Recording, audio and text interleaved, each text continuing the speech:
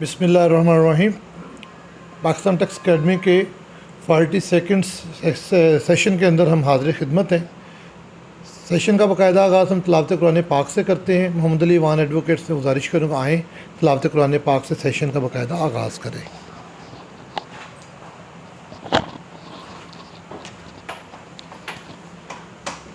औज़ु बिल्लाहि मिनश शैतानिर रजीम। बिस्मिल्लाहिर्रहमानिर्रहीम। कुल हुवल्लाहु अहद अल्लाहु समद लम यलिद वलम यूलद वलम यकुल लहू कुफुवन अहद। सदक़ल्लाहुल अज़ीम।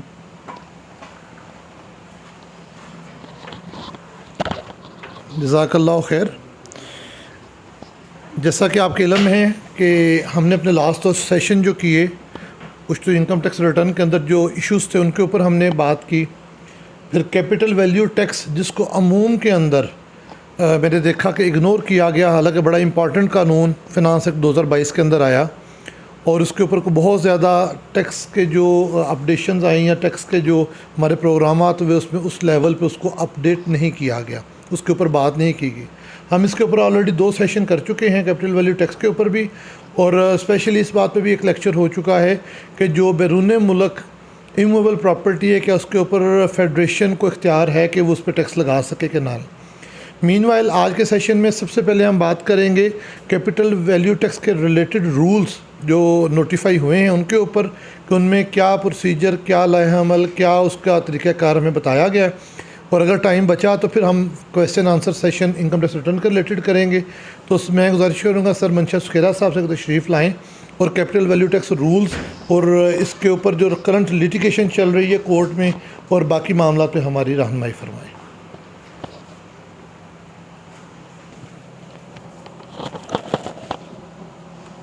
औज़ुबिल्लाहि मिनश शैतानिर रजीम। बिस्मिल्लाहिर्रहमानिर्रहीम। अस्सलाम वालेकुम मेंबर ऑफ पाकिस्तान चैनल।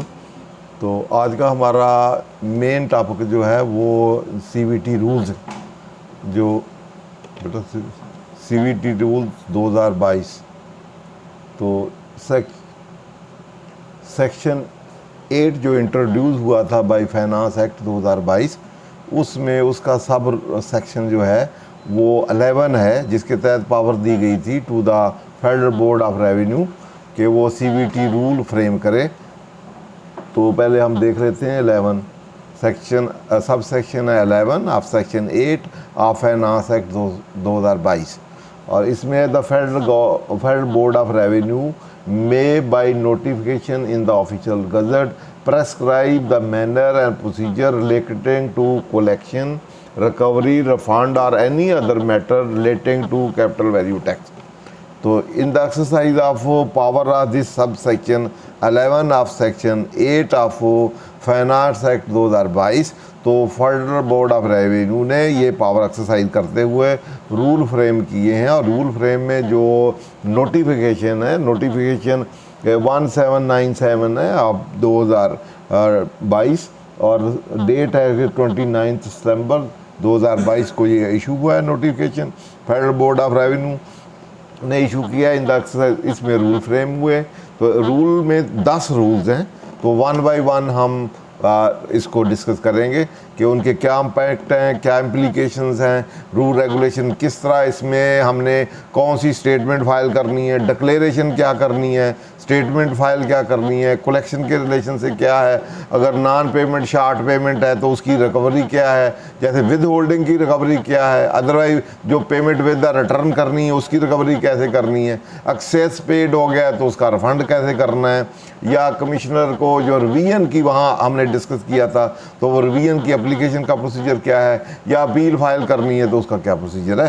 तो वहाँ बेसिक फंडामेंटल चीज़ें गिवन थी कि ये है। वहाँ 13 रूल 13 सब सेक्शन थे अब सेक्शन 8 के, तो उनको हमने ऑलरेडी डिस्कस किया है और उन्हीं के रेफरेंस से ये रूल फ्रेम हुए हैं। तो इन रूल को हम 1 बाय 1 10 रूल्स हैं, इन 10 को 1 बाय 1 देख लेते हैं। तो पहला प्रिमली रूल है जो कि यूजुअली हर जो भी एक्ट होता है या रूल्स होते हैं उसके लिए उसका जो है टाइटल क्या होता है, टाइटल रूल के लिए रूल है, जैसे एक्ट के लिए ऑर्डिनेंस के लिए होता है। दूसरा कमेंसमेंट कब से होगी, तो इसकी कमेंसमेंट कब से होगी और इसका टाइटल क्या है। फिर उसी तरह डेफिनेशन है, फिर डिक्लेरेशन है, बारी बारी हम डिस्कस करते हैं। तो पहला है the the rule shall be called capital value tax rule 2022। जो इसका टाइटल है या ब्रांड नेम है, वो नेम जो टाइटल इसको दिया गया है ये कैपिटल वैल्यू रूल 2022। जहाँ कहीं रूल का जिक्र आएगा सीवीटी के रेफरेंस से तो उसको हम सीवीटी रूल 2022 का रेफरेंस देंगे। उसके बाद इसकी इन्फोर्सेबिलिटी कब होगी, तो एट वंस है, जो ही ये आए हैं जिस डेट को आए हैं उसी डेट से ऑनवर्ड अप्लीकेबल है। इसके बाद डेफिनेशन है, तो डेफिनेशन में यूजुअली जितनी जो डेफिनेशंस होती हैं हर एक डेफिनेशन से पहले ये एक पैरा जो है वो दिया होता है कि unless repugnant to subject or context, otherwise जो इसमें मीनिंग या एक्सप्रेशन या जो भी वर्ड के मीनिंग असाइन किए हैं वही उसके मीनिंग होते हैं। अगर आगे सब्जेक्ट में या कंटेक्स्ट में कोई और मीनिंग है तो वो इसमें प्रीवेल करेंगे, फिर ये मीनिंग डिपार्चर होंगे और वो वाले समझे जाएंगे जो सेक्शन में या कंटेक्स्ट में या सब्जेक्ट में दिए जाएंगे। तो हर डेफिनेशन जो होती है, हर एक्ट की, ऑर्डिनेंस की, रूल्स की, ये मिनी एक डिक्शनरी होती है। मिनी डिक्शनरी ये मीनिंग जो है थ्रू आउट द रूल्स, या स्टैचू में है तो थ्रू आउट द स्टैचू उस मीनिंग को अडॉप्ट किया जाता है। अनलेस एट सब्जेक्ट या कंटेक्स्ट अदरवाइज को मीनिंग दे रहा हो तो फिर वो फॉलो किए जाएंगे। तो इस तरह जो डेफिनेशन होती हैं ये डायरेक्टरी इन नेचर भी हैं और मैंडेटरी इन नेचर भी हैं। मैंडेटरी इन द सेंस है कि थ्रू आउट द रूल्स यही मीनिंग लिए जाएंगे, ये मैंडेटरी है, इम्पेरेटिव है कि जहाँ कहीं वो वर्ड यूज़ होगा उस स्टैचू में, ऑर्डिनेंस में, एक्ट में या रूल में जो यहाँ डिफाइन कर दिया गया वही उसके मीनिंग लिए जाएंगे। ये इसका इम्पेरेटिव या मैंडेटरी नेचर ऑफ डेफिनेशन है।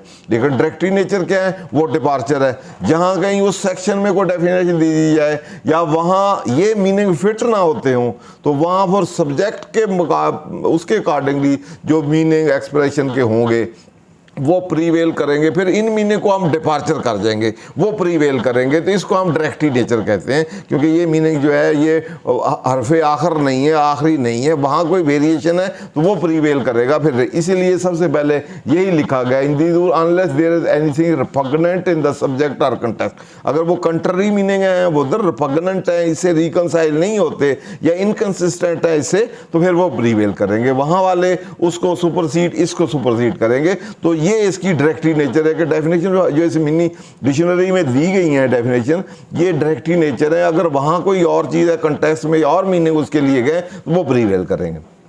अदरवाइज थ्रू आउट द ये मीनिंग जो होंगे, अदरवाइज ये थ्रू आउट द यही प्रीवेल करेंगे। तो इसमें 4-5 डेफिनेशन दी गई है। बाकी का उन्होंने एक इसको कहते हैं लेजिस्लेशन बाय रेफरेंस, तो आप देख लेते हैं। पहला एक्ट है। एक्ट मीन जहाँ कहीं एक्ट वर्ड यूज़ होगा रूल में तो उसको ये समझा जाएगा वो फाइनेंस एक्ट 2022 है। जहाँ कहीं एक्ट का वर्ड होगा, जैसे सेल टैक्स में होता है तो उसका मतलब सेल टैक्स एक्ट 1990 होता है, तो यहाँ रूल में जहाँ कहीं एक्ट का वर्ड इस्तेमाल होगा तो उसको ये समझा जाएगा कि फाइनेंस एक्ट 2022 का रेफरेंस दिया गया। Form means a form annex to the rule. इस रूल के साथ जहाँ रूल एंड होते हैं वहाँ कोई फॉर्म दिए गए, तो फॉर्म अदरवाइज तो एक्ट में या इनकम टैक्स में वहाँ भी फॉर्म है, वहाँ प्रेस का फॉर्म उसके रूल के होते हैं। यहाँ कोई इस रूल में फॉर्म का जिक्र होगा तो जिसके प्रेस्क्राइब है उन फॉर्म को हम फॉर्म कहेंगे। किसी और एक्ट या ऑर्डिनेंस में जो फॉर्म है वो फॉर्म नहीं होंगे, जो इसके हैं उसको हम फॉर्म कंसीडर करेंगे। इस तरह ऑर्डिनेंस है। ऑर्डिनेंस का यहाँ कहीं भी जिक्र होगा तो इनकम टैक्स ऑर्डिनेंस जो है 2001 का, उसको हम ऑर्डिनेंस समझेंगे। इस तरह ऑल वर्ड, इसके अलावा ये तो सी तक तो वर्ड डिफाइन कर दिए गए, इसके अलावा बाकी जितने भी वर्ड हैं वो लेजिस्लेशन बाय रेफरेंस उसको बारो कर लिया इनकम टैक्स ऑर्डिनेंस में से उनका all word and expenses expression used in these rules but not defined in these rules shall have the same meaning as assigned thereto in the income tax ordinance 2001 and the act। It mean जो word ये 3 define किए हैं, 3 के अलावा rule में जो भी word use होगा उसके मीनिंग क्या लिए जाएंगे, जो इस एक्ट में डिफाइन है या ऑर्डिनेंस में, जो उसमें वहाँ mini dictionary income tax ordinance में वहाँ जो मीनिंग है उस वर्ड के वो मीनिंग लिए जाएंगे। तो इट मीन्स वो जो ऑर्डिनेंस है उसके सारे मीनिंग यहाँ बारो कर लेंगे लेजिस्लेशन बाय रेफरेंस। वहाँ जो मीनिंग होंगे, आज जो मीनिंग है या आज के बाद चेंज होते रहेंगे, वो सारे इसमें बारो आते रहेंगे। ठीक है जी, यहाँ तक तो ये आगे। आगे वो पार्ट 1 था जो प्रीलिमिनरी पार्ट था, जिसमें आपका टाइटल और कमेंसमेंट थी, उसके बाद डेफिनेशन थी। ये पार्ट रूल का 2 है। 2 में आपका procedure of levy and collection of capital value tax है। तो इसके लिए डिक्लेरेशन ऑफ एसेट सबसे पहले जो मोस्ट इम्पॉर्टेंट है कि आपने एक डिक्लेरेटरी फॉर्म जो है, प्रेस्क्राइब फॉर्म, वो सबमिट करना है ऑनलाइन IRS सिस्टम पे। तो declaration of asset, every person who is liable to pay capital value tax on the asset mention in class B and C of subsection 2 of section 8 of finance act 2022 shall file electronically declaration in the IRS as set out in form A attach to the rules. तो form A जो है rule के साथ attach है, वो prescribe है, online आपने portal पे आया हुआ है, उसको आप फिल करना है। फिल किन एसेट्स पे करना है? 2 एसेट के लिए। पहला, वहाँ आपने सबसेक्शन 2 में 3 एसेट थे, एक व्हीकल था, दूसरा फॉरेन एसेट थे, तीसरा नोटिफाइड एसेट थे जो फेडरल गवर्नमेंट ने नोटिफाई करने थे। तो नोटिफाई अभी हुए नहीं है, तो इसलिए है नहीं है, लेकिन नेक्स्ट जो ये आपने देना है, अब फॉरेन एसेट व्हीकल का ये नहीं है, तो इसके लिए आपने जो प्रेस्क्राइब फॉर्म, ये वाला जो फॉर्म ए है, विद रिगार्ड टू आपने फॉरेन एसेट के लिए देना है या आपने नोटिफाइड एसेट के लिए नहीं, व्हीकल के लिए नहीं है। तो उसको हम बाद में देख लेते हैं कि ऑनलाइन क्या है, उसमें क्या दिया हुआ है, क्या उसके पार्टिकुलर थे। नेक्स्ट ए जो है वो फॉर्म नेक्चर ए जो है वो विद रिगार्ड टू जो आपके फॉरेन एसेट्स हैं और नोटिफाइड एसेट हैं जो सब सेक्शन 2 ऑफ सेक्शन 8 में गिवन है। उसमें ABC है, A में आपके व्हीकल्स हैं, B में आपके फॉरेन एसेट हैं और C में आपके फेडरल गवर्नमेंट जो भी नोटिफाई करेगी वो एसेट्स हैं। तो BC का जिक्र किया गया, तो ये फॉरेन एसेट का और नोटिफाइड एसेट का है। तो A के मतलब नेक्चर A नहीं है, उसका इसमें जिक्र नहीं किया है। ग्रेट जी, ये हो गया। उसके बाद for value of foreign asset shall be converted into P as per ready transaction exchange rate of the mark to the market valuation notified by the state bank of Pakistan applicable for the last day of the tax year. ये वहाँ भी यही था, यहाँ भी उसी तरह ही है। उसके बाद ये statement to be filed by the person collecting capital value tax on the motor vehicles. तो मोटर व्हीकल में जिस तरह स्टेटमेंट 165 की वहाँ फाइल करता है विद होल्डिंग एजेंट, तो यहाँ भी जो विद होल्डिंग एजेंट होंगे वो इम्पोर्टर कस्टम अथॉरिटी है, वो है, या कोई मैन्युफैक्चरर है, या आपका असेंबलर है वो है, या ऑक्शनर है। तो उनके लिए जो वहाँ प्रेस्क्राइब लोग थे जिन्होंने टैक्स कलेक्ट करना था, उनके लिए वो स्टेटमेंट का प्रोसीजर दिया गया कि उन्होंने किस तरह स्टेटमेंट फाइल करनी। तो every motor vehicle registering authority और ए मैन्युफैक्चरर और a person selling motor vehicle through auction liable to collect, इसमें इम्पोर्टिंग अथॉरिटी जो है, जो कलेक्टर और कस्टम है, वो शामिल नहीं है। तो इसके अलावा बाकी जो है रजिस्ट्रेशन अथॉरिटी है, मैन्युफैक्चरर है, या असेंबलर है, या person selling motor vehicle through auction liable to collect CVT in respect in Pakistan shall furnish to the commissioner a quarterly electronic statement on IRS as per schedule mentioned in subsection 2 of section 65 of the, जो वहाँ 165 में जो schedule दिया हुआ है जिन date को quarterly है या क्वार्टरली और एनुअल, उसके मुताबिक वो स्टेटमेंट फाइल करेगा। जो भी विद मैन्युफैक्चरर होगा या रजिस्ट्रेशन अथॉरिटी होगी या ऑक्शनर जो भी ऑक्शन कर रहा है, जिसने कलेक्ट करके जमा कराना है अंडर द रूल्स। उसके बाद every person liable to CVT in respect of motor vehicle in Pakistan shall also furnish to the commissioner annual electronic statement IRS for relevant tax year within 30 day of the end of year in addition to, जिस तरह वहाँ quarterly या monthly file होती हैं, उसके बाद एक annual भी होती है। ये भी उसी तरह ईयर एंड होगा तो विद इन ईयर उसने एनुअल जो रिटर्न है, स्टेटमेंट जो टोटल है, वो भी इन्होंने फाइल प्रेस्क्राइब करने कर। The provision of section 2A, 2B और 6A of the shall be relevant applied to the solder, वहाँ जो तरीक़ेकार हैं वो उसी तरह ही 165 वाले मैन्युफैक्चरर पे, रजिस्ट्रेशन अथॉरिटी पे या ऑक्शनर जो है, उन तीनों पे उसी तरह अप्लीकेबल होंगे। क्वार्टरली स्टेटमेंट पे भी और जो एनुअल स्टेटमेंट है उसी तरह। उसके बाद कलेक्शन ऑफ वो है फाइलिंग ऑफ स्टेटमेंट, अब कलेक्शन ऑफ वो वैल्यू ऑफ टैक्स है। तो कलेक्शन की तरह the tax required to be collected by the registering authority manufacturer person selling motor vehicle through auction shall be paid by way of credit to the federal government through a computerised payment seat swap payment seat as set out in form B attach to the rules. तो जो ऐसे चलें, जो CPR है वो जो collection वाला CPR है वो अनेक्शर B के तहत है। स्वैप वाला होगा या वो होगा जो कलेक्टिंग अथॉरिटी जो फेडरल गवर्नमेंट को देंगी, तीनों मैन्युफैक्चरर जो है या आपका ऑक्शनर जो है या रजिस्ट्रेशन अथॉरिटी है, उसके लिए CPR जो है वो अनेक्शर B पे बनेगा और वो मोटर व्हीकल के मतलब जो है वो अनेक्शर B वाला वो सबमिट होगा। उसके बाद ये मोटर व्हीकल के रिलेशन से है जो CPR बनना है। अगला जो CPR आएगा वो फॉरेन एसेट का मूवेबल और रिमूवल का अलग बना दिया गया। The person required to pay tax in respect of foreign asset or asset specified by the federal government shall pay tax by way of credit to the federal government through computerised payment receipt CPR at the time of income tax return for the tax year is due for the payment on the foreign movable asset set out in form C1 जो हैगा movable asset के लिए होगा। ये जो foreign asset पे भी और जो नोटिफाइड एसेट है उनके रिलेशन से जो CPR होगा मूवेबल का अलहदा होगा, इमूवल का अलहदा होगा। बेसिकली ये पर्पज़ ये है कि इमूवल ख़त्म भी होते हैं तो CPR उस वाला जो है वो दूसरे वाला तो रह जाएगा, इसलिए इकट्ठा नहीं बनाया। नहीं तो मतलब एक में ही हो सकता था कि मूवेबल का ये मूवेबल पोर्शन है, ये मूवेबल है, उन्होंने उसका फॉर्म ही एनेक्चर C1 और C2 कर दिया। C2 इमूवल के लिए, C1 जो है उन्होंने मूवेबल के लिए for removal asset set out in form appended to these rules. All sum being capital value collected under section 7 of SANA shall be paid by way of credit to the federal government by remitting into the government treasury or authorized branch of state bank or national bank। इन बैंकों में आपने जमा करा देना। उसके बाद और national bank on the same day in case these are collected by government in other case such shall be paid within 1 week. वो पहले उसमें वहाँ भी लिखा हुआ, वहाँ भी उसी तरह। उसके बाद कैपिटल वैल्यू रिकवरी और फंड है। ये तो था जनरल कलेक्शन और पेमेंट, सुओ मोटो या वॉलंटरी पेमेंट और डिपॉजिट और स्टेटमेंट ये थी। अब ये है कि नॉन पेमेंट या शॉर्ट पेमेंट हो जाए तो उसकी रिकवरी हो जाए या एक्सेस कलेक्शन हो जाए तो उसका रिफंड कैसे होना है।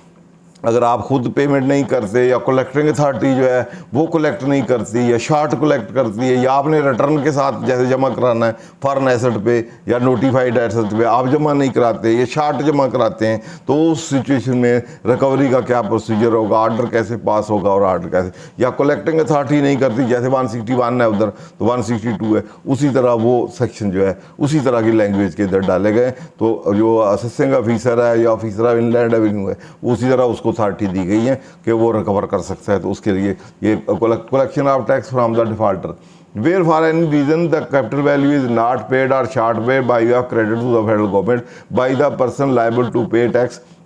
लायबल टू पे टैक्स कौन है? जो फॉरेन एसेट पे हमने रिटर्न के साथ, जिसके फॉरेन एसेट है 100 मिलियन से अबव, उसने रिटर्न के साथ पे करना है या नोटिफाइड एसेट के साथ पे करना है। अगर वो नहीं पे करता है या शॉर्ट पे करता है ऑन द ड्यू डेट तो ऑफिसर के पास फिर अथॉरिटी है। Officer of authority having jurisdiction over the person for the purpose ordinance में इनकम टैक्स ऑर्डिनेंस में उस पर्सन पे जिसकी जुरिडिक्शन है वो ये एक्शन लेगा। Shall proceed to collect the amount of tax so unpaid, short paid and default surcharge at the rate as provided under section 8 of the on the tax unpaid for the period commencing from the date on which tax was due and on the date on which it was paid। तो वहाँ 8% से 11 या 12% जो rate था वो act section 8 का sub section था, उसमें उसके मुताबिक वो डिफॉल्ट सरचार्ज भी लगाएगा और वो भी लेगा। तो उसके बाद आगे वेयर फादर ये था with regard to non payment of tax या short payment of tax with the return और रिगार्डिंग द फॉरेन एसेट और नोटिफाइड एसेट। तो अब है कलेक्टिंग एजेंट, अगली रिस्पॉन्सिबिलिटी जो है।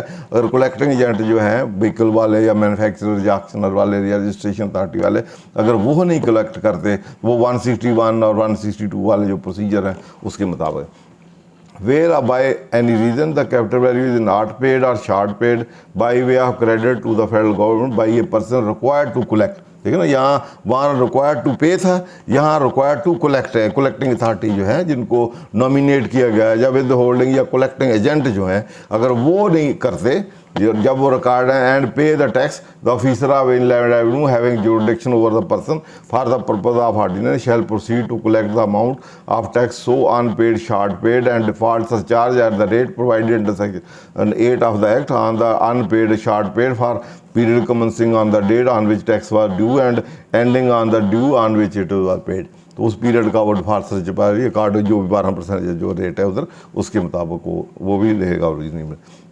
उसके बाद आगे है where tax is so tax is to be recovered from the taxer in default, it shall be so recovered as if it were the tax due in consequence of order passed under the ordinance। जैसे समझा जाएगा कि ये due है, recovery करनी है, ऐसे है कि आर्डर भी हो गया अंडर द ऑर्डिनेंस, आर्डर समझा जाएगा और उसके मुताबिक उसकी रिकवरी होगी। And the provision of part 4 of ordinance so for this shall apply, ordinance के उसी डीमिंग ऑर्डर शार्डर जो हैं वो वाले जो रिकवरी के वो जो है उसी तरह ही वो फिर अप्लाई होंगे। वेयर एट द अब आगे ये उसी तरह ही है जैसे आपका 161 का 1A था कि अगर एट द सेम टाइम उन्होंने खुद पे कर दिया तो फिर उसकी रिकवरी उससे नहीं ली जाएगी, उस पीरियड का जितना डिले है उसका उतना उसका डिफॉल्ट सर्चार्ज लिया जाएगा। Where at the time of recovery of tax it is establish that the tax that was to be collected from the person has in the meanwhile has been paid by the person, no recovery shall be made from the person who has failed to collect the tax, but the said person shall be liable to pay default surcharge at the rate as provided under section 8 from the date the person failed to collect the tax to the date tax was paid। अगर collecting जो authority है वो fail हो जाती है, due date पे tax collect नहीं करती, जैसे मैन्युफैक्चरर है या रजिस्टरिंग अथॉरिटी है या आपका जो ऑक्शन वाला है वो eight the time of collection collect नहीं करता, तो इन दैट सिचुएशन वो फेल हो जाता है तो और ख़ुद जिसका कलेक्ट करना था वो खुद जमा करा देता है। तो जो टाइम पीरियड होगा जिस डेट को उसने कलेक्ट करना है और जिस डेट को उसने जमा कराया है उस पीरियड कैलकुलेट किया जाएगा उसको डिफ़ॉल्ट जो कलेक्टिंग एजेंट है उसको उसका डिफ़ॉल्ट चार्ज जो है उस पर इम्पोज किया जाएगा और उससे रिकवर किया जाएगा। A person liable for amount of tax under subsection 6 of section 1 as the result of failing to collect shall be entitled to recover the tax from the person from whom tax should have been collected. वो खुद भी collect कर सकता है, उसने नहीं पिया अगर उसने जो विद होल्डिंग एजेंट से अगर आप टैक्स ले लेते हैं तो सब्सिक्वेंटली वो उससे फिर रिकवर भी कर सकता है। उसके बाद application of income tax rules, recovery rules, तो जो इनकम टैक्स रूल 2002 हैं वो जो रिकवरी रूल्स हैं वो कैपिटल वैल्यू पे भी उसी तरह में अप्लीकेबल होंगे जैसे एरियर ऑफ इनकम टैक्स समझा जाएगा, कैपिटल वैल्यू टैक्स को एज ए इनकम टैक्स समझा जाएगा एरियर, और उसी तरह उस एरियर को उसी रूल के तहत वहाँ जो रूल्स हैं वो सारे उसी तरह अप्लाई होंगे। पेमेंट ऑफ रिफंड, अगर एक्सेस हो गया तो फिर रिफंड की प्रोविजन 8 है। Where tax has been recovered from a person not liable to pay the same और in excess the amount actually pay and application shall be made to the officer and liability for the refund of tax or the amount recovered in excess as the case be in the manner provided in IRS। उसी तरह online application जो है जैसे income tax वाली है यहाँ भी जो प्रोवाइडेड होगी रिफंड की तो उसके मुताबिक आप रिफंड अप्लाई करेंगे।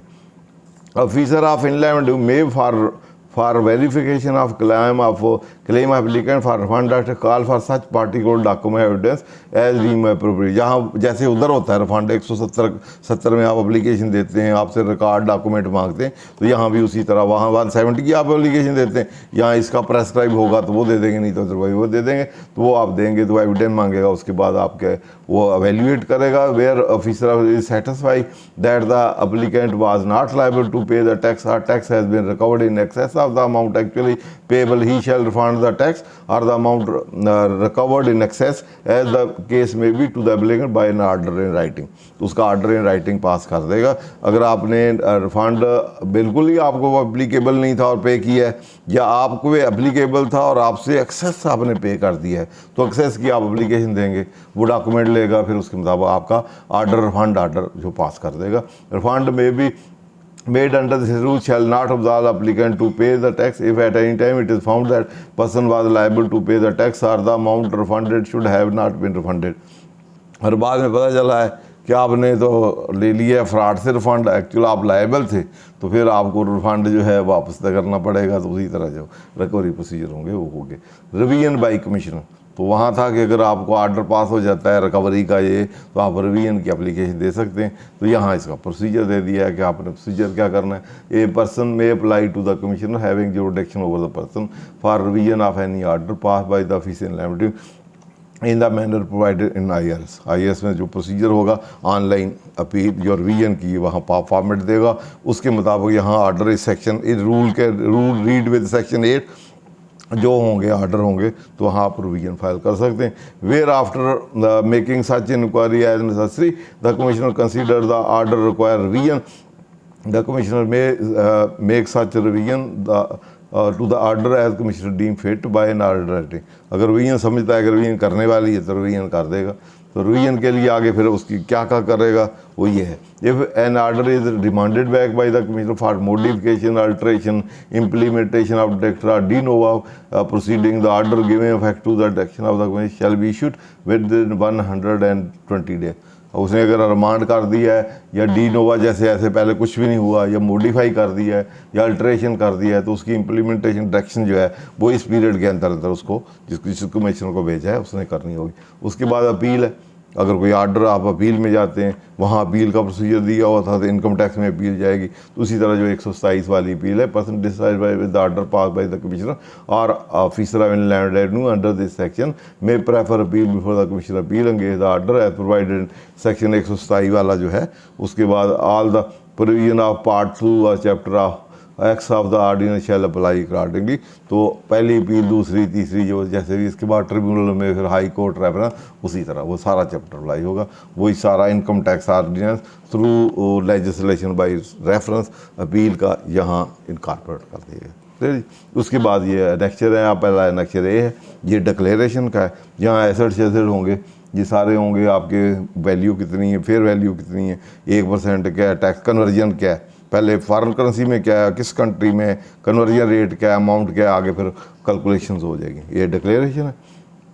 ये CPR कैपिटल वैल्यू टैक्स किसका है, ये CPR फॉर जो फॉर्म बी है, CPR है for CVT on motor vehicle, ये मोटर व्हीकल के लिए।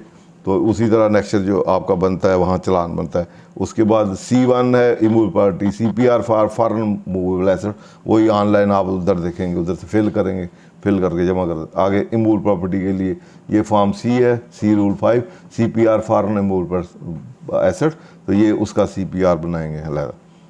तो कुछ CPR 2 है लेकिन वहाँ पे डिक्लेरेशन तो एक ही है। डिक्लेरेशन एक ही है, वो डिक्लेरेशन फॉरेन एसेट की भी है और नोटिफाइड एसेट की भी, दोनों की। तो यहाँ मूवेबल का अलग है, फॉरेन एसेट का इमूवेबल का अलग है। तो इसी में वो फिर नोटिफाइड एसेट अभी है ही नहीं है, वहाँ आएंगे तो फिर उसके में क्लियर जी। तो इसमें बेसिकली CVT इस वक्त ऑनरेबल 3-4 जजेस के पास है। एक तो आज भी आसम हफीज़ साहब के पास लगे हुए थे, और एक रहील कामरान के पास हैं, एक रसाल साहब के पास है।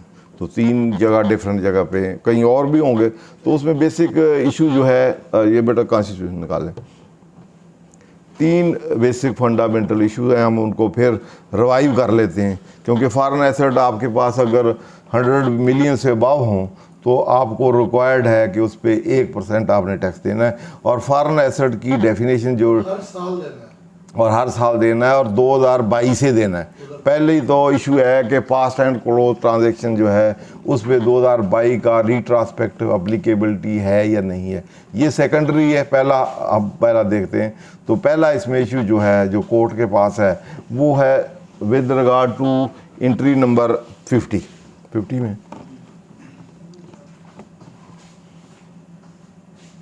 ये 50 एंट्री है, ये कहती है taxes on the capital value of asset not including taxes on immovable property.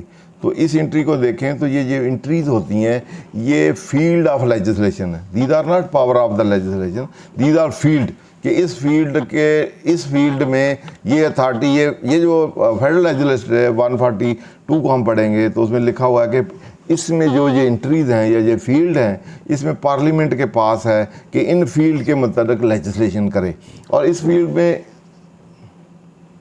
ये हम पढ़ लेते हैं, ये ऊपर टेरिटोरियल, ये डिस्ट्रीब्यूशन ऑफ लेजिस्लेटिव पावर, ये extent of federal and provincial law, ये पहला टेरिटोरी के रेफरेंस है। Subject to the provision Majlis Shura make law including law extra territorial operation for the whole और any part of the Pakistan and provincial assembly may make law for the province और any part of the. ये पहले तो है territorial reference से legislation की power, कि जो फेडरेशन है या पार्लियामेंट है वो पाकिस्तान सारे के लिए, और extra territorial operation in Pakistan जो है, जैसे आपका पहले ट्राइबल एरिया था या दूसरे एरिया थे, तो उन सारों के लिए फेडरेशन या पार्लियामेंट के पास पावर है। और प्रोविंस के पास power territory point of view से, टेरिटोरियल जुरिडिक्शन में जो प्रोविंस के एरिए में आती हैं उसके रिलेशन से उसने लॉ बनानी थी। ये तो टेरिटोरियल जुरिडिक्शन थी ऑफ लॉ मेकिंग। दूसरी जुरिडिक्शन सब्जेक्ट मैटर, कि किन सब्जेक्ट मैटर पे पार्लियामेंट लॉ बना सकती है और किन सब्जेक्ट मैटर पे प्रोविंशियल असेंबली लॉ बना सकती है। तो इसमें कुछ तो एक्सक्लूसिव जुरिडिक्शन है, कुछ कंकरेंट हैं, तो वो हम देख लेते हैं। तो ए में अगर देखें तो Majlis Shura parliament shall have exclusive power to make law with respect to any matter in the federal legislative. अभी हम देख लेते, फेडरल लेजिस्लेटिव जो है फोर्थ शेड्यूल है, उसके 2 पार्ट हैं, पार्ट 1 और 2। उसमें जो मैटर हैं वो फील्ड है या मैटर हैं, उन सारों के मुतल्लिक एक्सक्लूसिव पावर किसके पास है? वो पार्लियामेंट के पास है या फेडरेशन के पास है। यहाँ ए में लिखा हुआ है वो सब्जेक्ट मैटर की एक्सक्लूसिव जुरिडिक्शन या पावर ऑफ मेकिंग लॉ जो है या एक्ट या ऑर्डिनेंस जो बनाने की पावर है वो मजलिस शूरा या पार्लियामेंट उसके पास है, या फेडरेशन कह लें उसके पास पावर है। जो बी है ये कंकरेंट पावर है, ये मजलिस शूरा एंड प्रोविंशियल असेंबली शैल है power to make law with respect to criminal law, criminal procedure evidence. ये दोनों बना सकते हैं अपने आप, वो पाकिस्तान के लिए बना सकते हैं, प्रोविंशियल अपने प्रोविंस बना देंगे। तो ये कंकरेंट पावर है। उसके बाद मोस्ट इंपॉर्टेंट अगला है subject to paragraph B. D में क्योंकि कंकरेंट पावर है, उसके अलावा जो है सब्जेक्ट टू दैट वो तो है ही पावर, उसके अलावा provincial shall and Majlis shall not have power to make law with respect to any matter not enumerated in federal legislature. जो फेडरल लेजिस्लेचर जो आपने पार्ट 1 और पार्ट 2 है उसमें जो मैटर मेंशन नहीं है वो होली सोली किसकी जुरिडिक्शन है? वो प्रोविंसेस की है, वो उसमें फिर फेडरेशन का कोई रोल नहीं। फेडरेशन उन मैटर में जो मेंशन नहीं है, जो मेंशन है वो एक्सक्लूसिव जुरिडिक्शन है पार्लियामेंट की, जो नहीं मेंशन वो एक्सक्लूसिव जुरिडिक्शन है प्रोविंशियल असेंबली की। अब उसके अलावा डी में एक्स्ट्रा टेरिटोरियल जुरिडिक्शन है, कोई मैटर जो है Majlis Shura parliament shall have exclusive power to make law with respect to all matters pertaining to such area in the federation as are not included any provinces। तो ये most important है कि जो territory province में शामिल नहीं है तो उस टेरिटरी में फेडरेशन के पास या पार्लियामेंट के पास है लॉ बनाने की, जितने भी मैटर हों, बेशक वहाँ मेंशन है या नहीं मेंशन, लेकिन वो फेडरेशन की टेरिटरी में हो। तो इससे ये भी लगता है कि जो फेडरेशन की टेरिटरी में नहीं है उस पर लॉ नहीं बनाई जा सकती। तो फॉरेन टेरिटरी जो फेडरेशन की टेरिटरी में नहीं है, क्योंकि हर मुल्क की अपनी सॉवरेंटी होती है, वो उसके रिसोर्सेज होते हैं। तो फॉरेन एसेट जो है वो हमारी पाकिस्तान फेडरेशन की टेरिटरी में नहीं है। अगर टेरिटरी में होते, प्रोविंस में ना होते, तो फिर लॉ बना सकती थी पार्लियामेंट। इसको पढ़ने के लिए अब हम आर्टिकल 1 पढ़ लेते। क्लियर जी? जो फेडरेशन की टेरिटरी में होगी तो वो, और प्रोविंस में नहीं होगी तो उसमें किसने बनाना है? फेडरेशन ने लॉ बनाना है। प्रोविंस में होगी तो प्रोविंस ने बनाना है। तो एक्स्ट्रा टेरिटोरियल जुरिडिक्शन जो फेडरेशन की है उसमें फेडरेशन ने बनाना है, प्रोवाइडेड वो प्रोविंस में ना हो। तो यहाँ हम पाकिस्तान की देख लेते हैं, रिपब्लिक एंड इट्स टेरिटरी। तो पाकिस्तान क्या है, उसकी टेरिटरी क्या है जिसके मुताल्लिक वो लॉ बनाया जा सकता है। Pakistan shall be federal republic to be known as Islamic Republic of Pakistan here in refer to as a Pakistan. The territory of Pakistan shall comprise of province of Balochistan, Khyber Pakhtunkhwa, Punjab and Sindh. Islamabad territory here after refer to the federal capital and such state. ये most important सी and such state and territory as are or may be included in Pakistan whether by cession or otherwise। वो state या वो territory जो आप through वार या otherwise जिस पे आपका कब्जा हो या आप कर सकें, वो वाली जो है वो भी उसमें शामिल होगी। आखिरी मोस्ट इम्पॉर्टेंट है, Majlis Shura may by law admit into federation new state और area on such and term condition as it think fit. तो फेडरेशन में अगर किसी और मुल्क से या अफगानिस्तान से या स्टेट से कोई आपकी टेरिटरी में नहीं है, तो ट्राइबल में है, तो आप उसके साथ एग्रीमेंट करके फेडरेशन जो है अपने एरिया में ला सकती है। ला के अगर वो प्रोविंस में नहीं है तो फेडरेशन लॉ बनाएगी, अगर प्रोविंस में आ जाती है तो प्रोविंस लॉ बनाएगा। तो इससे फॉरेन ट्रेड से ये पता चलता है कि जो फॉरेन टेरिटरी है या इसको जो extra territorial operation of statute है, प्रिजम्पशन या डॉक्ट्राइन ये है कि हर मुल्क जो है जिसके रिसोर्सेज हैं उसकी सॉवरेंटी है, उन एसेट पे उसने टैक्स लगाना है। दूसरे मुल्क सऊदी अरब में एसेट्स हैं तो सऊदी अरब की सॉवरेंटी है, उन पे वो टैक्स लगाएगा। हमारे मुल्क में है, हमारी टेरिटरी में है तो अगर प्रोविंस में है तो प्रोविंस लगाएगा, अगर प्रोविंस में नहीं है तो फिर फेडरेशन का पार्ट जो लगाएगा। एक डिस्प्यूट ये है कि जो फॉरेन टेरिटरी है, जैसे आज़ाद कश्मीर का ये है, इसमें केस था कि फॉरेन टेरिटरी वो नहीं है, जो आज़ाद जम्मू कश्मीर है, इंडिपेंडेंट एंटिटी है, तो उसमें भी हम टैक्स नहीं लगा सकते, वो आप खुद लगाएंगे, उसके अपने लॉ हैं। इसी तरह बाहर जो एसेट हैं उस पर भी ऑन दैट बेसिस जो है हमारे पे कंस्ट्रेंट है। तो इसी तरह अब हम वापस जाके देख लेते हैं एंट्री नंबर 50। एंट्री नंबर 50 जो फील्ड है, फील्ड ऑफ लेजिस्लेशन है, इसको हम एंट्री को जो इंटरप्रिटेशन है उसका भी देख लेंगे कि पहले भी हमने देखा है सुई गैस में इसके कोई 8 प्रिंसिपल है इंटरप्रिटेशन के, तो टाइम पे चाहे तो उसको देख लेंगे, नहीं तो अदरवाइज हम देख लेते हैं। तो इसको tax on capital value of asset not including taxes on immovable property. अब इसके दो पार्ट हैं, एक taxes on capital value of property की डेफिनेशन में देखें तो मूवेबल और इमूवेबल, तो यहाँ दो फील्ड हो गए। एक फील्ड है movable, taxes on the capital value of movable property है एसेट, एक हो गया taxes on the capital value of immovable property. तो दो फील्ड हो गए, एक फील्ड है ऑक्यूपाइड बाय द फेडरेशन, दूसरा फील्ड है वो प्रोहिबिटेड फील्ड है, ऐसे समझ लें। दूसरा क्योंकि नॉट इंक्लूडिंग लिखा हुआ है, not including taxes on the immovable property negative language है, ये इसकी जुडिक्शन या डोमेन जो है फेडरेशन की डोमेन से ही निकाल दिया गया। प्रोविंस की डोमेन हो या ना हो, ये चीज़ इसकी डोमेन से निकाल दिया गया, तो प्रोहिबिटेड फील्ड है। तो फील्ड जो होता है, फील्ड के रेफरेंस से भी लेजिस्लेशन हो सकती है, और उसके जो इंसिडेंटल या इंसेंटरी है 59 देखें नीचे, ये जो जितने भी फील्ड हैं एंड में लिखा हुआ है मैटर इंसिडेंटल और ancillary to any matter enumerated in this part. तो एक तो उसकी मेन लेजिस्लेशन हो ही सकती है, उसके कोई इंसिडेंटल मैटर हो, इंसिलरी हो, तो उसकी भी पावर साथ होती है। तो अब जो फील्ड ऑक्यूपाई किया है फेडरेशन ने, उस फील्ड के इंसिडेंटल जो हैं या डीमिंग हैं या दूसरे हैं या इंसिलरी मैटर हैं, उसके मतलब भी टैक्सेशन लॉ बना सकती है फेडरेशन। और जो प्रोहिबिटेड फील्ड है उसके इंसिलरी और इंसिडेंटल जो है उसका भी लॉ नहीं बना सकती, क्योंकि जब वो प्रोहिबिटेड है तो इंसिलरी और इंसिडेंटल भी उसका प्रोहिबिटेड है। तो इसमें जो ऑक्यूपाइड फील्ड है फेडरेशन का, वो taxes on capital value of movable property, वो ऑक्यूपाइड फील्ड है, उसका फील्ड है। इन पिथ एंड सबस्टांस, उसमें उसके रिलेशन से जो इन रियल करेक्टर और नेचर ऑफ जो टैक्सेस होंगे on the capital value on the movable property, वो फेडरेशन का सब्जेक्ट मैटर है, और उसके इंसिडेंटल और इंसिलरी भी उसी का सब्जेक्ट मैटर है।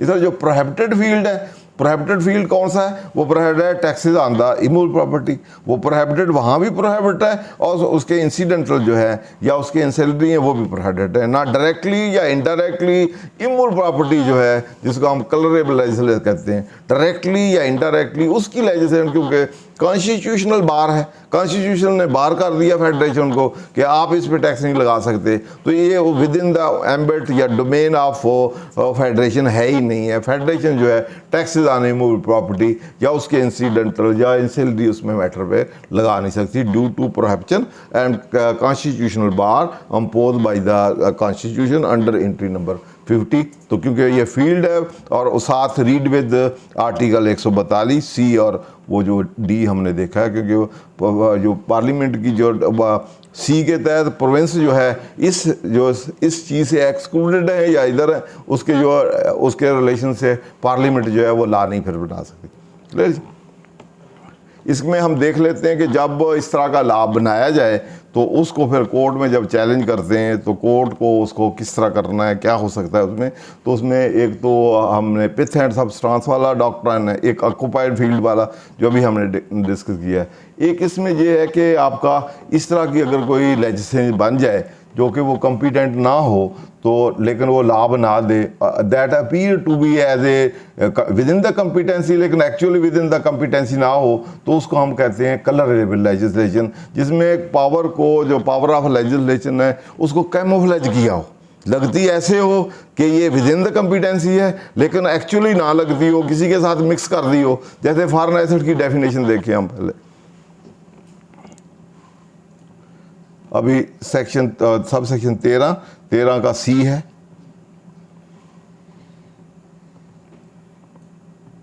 किसका 8 सेक्शन का सबसे CVT का 8 का 13 जिसमें उन्होंने टैक्स लगाया है। सी ये कौन सा बेटा 13 फाइनेंस एक्ट का 8 जो CVT है इसका 13 ढूंढ रहे 13 सब सेक्शन और उसका सी शेड्यूल से पहले ये सी ये अब इसको हम अब जो सिनेरियो हम पहले डिस्कस करके आए हैं उसको हम अब इसको उसको जस्ट अपोजिशन में रखते हैं और फिर देखते हैं। Foreign asset mean any movable और रिमूवेबल एसेट। अब इमूवेबल यहाँ आ गया है तो डायरेक्टली इनडायरेक्टली कंपिटेंसी इमूवेबल की तो है नहीं, वहाँ तो कॉन्स्टिट्यूशनल बार है, प्रोहिबिशन है कि मूव प्रॉपर्टी पे फेडरेशन लगा ही नहीं सकती। तो यहाँ फेडरेशन ने मूव एसेट भी फॉरेन एसेट जो है ऐड कर लिया। मूवेबल की हद तक तो था लेकिन वो भी क्योंकि हेल्ड आउटसाइड पाकिस्तान, वो पाकिस्तान के बाहर है, उस टेरिटरी में है नहीं।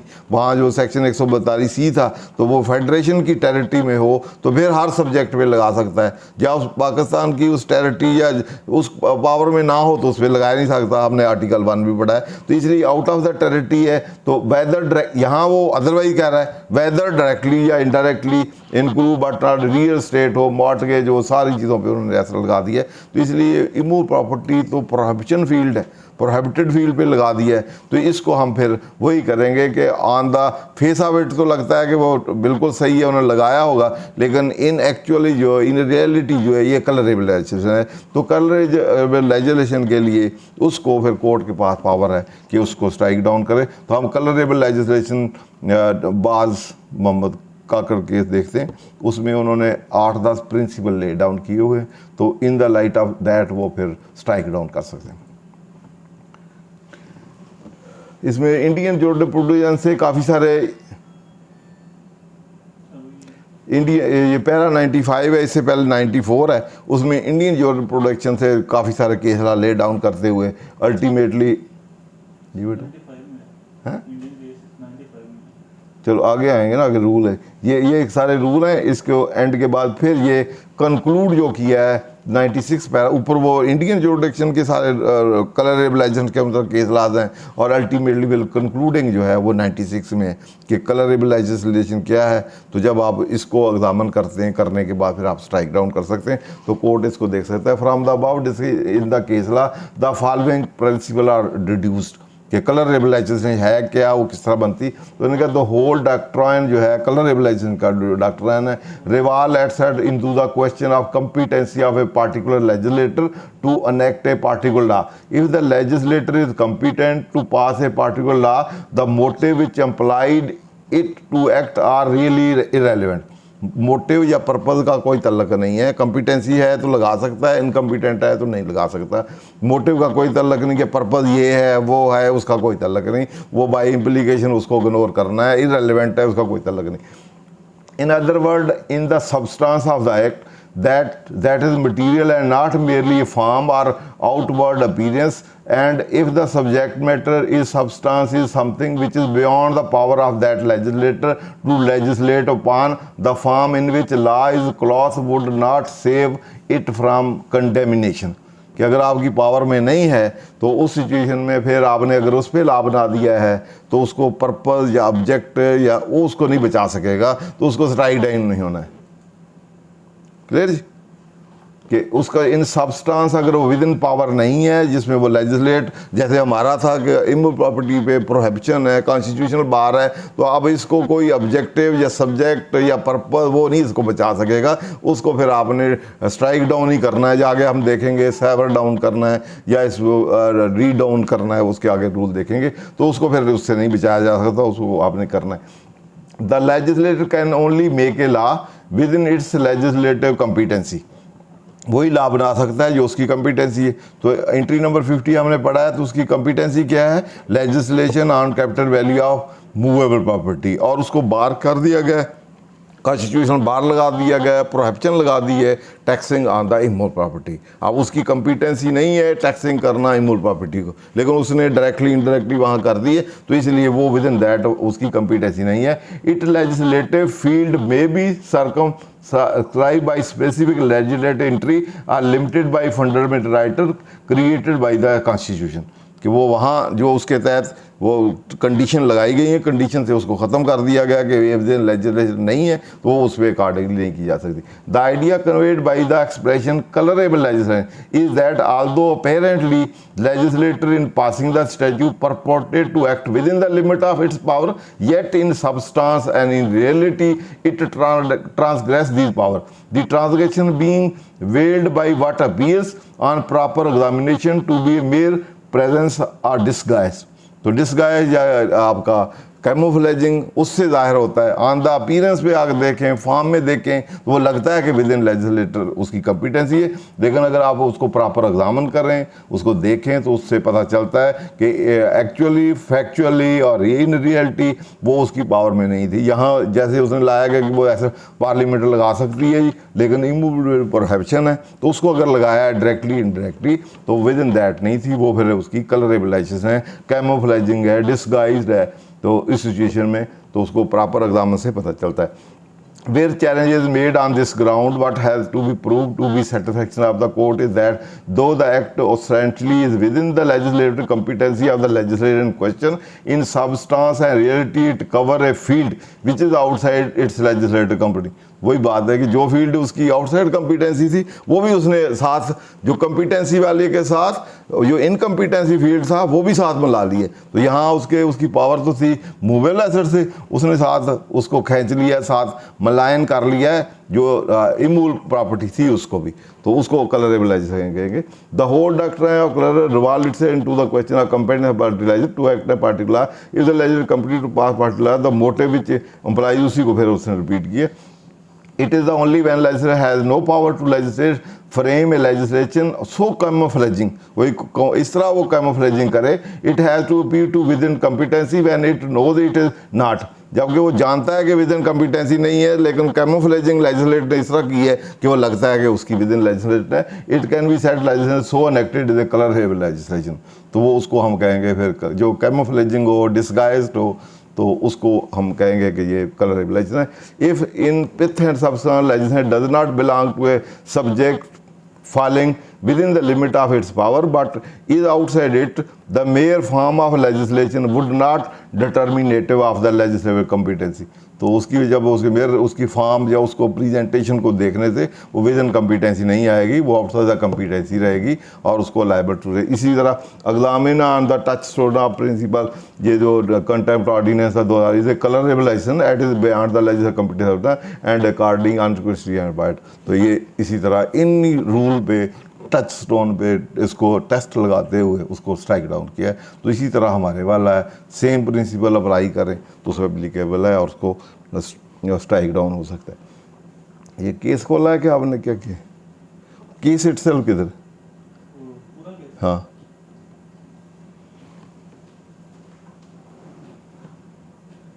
इसमें मोस्ट इम्पॉर्टेंट ये है कि इस तरह की सिचुएशन हो जहाँ एक पोर्शन जो है वैलिड हो। पहले तो हम ये कहते हैं कि ये जो टेरिटरी बेस पे ही सारा का सारा ही गलत है, टेरिटोरियल पॉइंट ऑफ व्यू से, क्योंकि foreign territory with in Pakistan नहीं है तो सारा का सारा ही जो लॉ है taxing on the capital value of foreign asset जो है सारा का सारा ही जो विदाउट जुडिक्शन है, ट्रांसलेशन ऑफ अथॉरिटी है और आपका सारी कलरेबलाइजेशन है, सारे को स्ट्राइक डाउन करना चाहिए। और फॉर आर्गूमेंट सेक अगर हम कहते हैं कि ठीक है भाई जो पाकिस्तानी रेजिडेंट हैं उनके फॉरेन एसेट जैसे इनकम टैक्स होती है बाहर होल पाकिस्तान की, तो प्रॉपर्टी और इनकम टैक्स में फ़र्क होता है। इनकम जो होती है वो फॉर द ईयर या फॉर द पीरियड होती है कि एक साल में आपने कमाई इधर है वहाँ, या रिसीव क्रू अराइज रिसीव होती है।